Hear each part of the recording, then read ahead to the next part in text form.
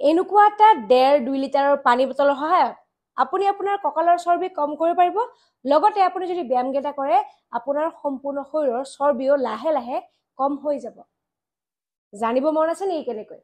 যদি মন আছে মোৰ লগতে এই সহজ ব্যায়ামকেইটা কৰক আহক আমি একেলগে ব্যায়ামকেইটা কৰোঁ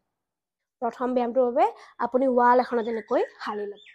হালি লৈ আপুনি পানী বটলটো এনেকৈ সিধাকৈ ধৰি ৰাখিব ধৰি ৰাখি পানী বটলটো এনেকৈ 20 পৰা 30 সেকেন্ড সময় ধৰি ৰাখিব আপুনি যেতিয়া এই ব্যায়ামটো কৰে আপোনাৰ ভৰিৰ মাংসপেশীবিলাক একেবাৰে ষ্ট্ৰং হৈ যায় দুই নম্বৰ ব্যায়ামটো হবে আপুনি পানী বটলটো এনেকৈ ধৰি ল'ব তাৰ পিছত আপুনি সাইড সাইডকৈ এনেকৈ ঘূৰিব ঘূৰোতে আপুনি মন কৰিব যে আপোনাৰ হাতখন এনেকৈ ৱালত টাচ কৰে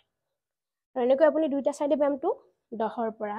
15 বাৰ পুনৰাবৃত্তি কৰিব এই ব্যায়ামটো কৰিলে আপোনাৰ কঁকালৰ সাইডৰ এইখিনি ঠাইৰ চৰ্বি কম কৰাত সহায় কৰে 3 নম্বৰ ব্যায়ামটোৰ বাবে আপুনি পানী বটলটো এনেকৈ এখন হাতৰ পৰা আনখন হাতলৈ এনেকৈ সঞ্চালন কৰিব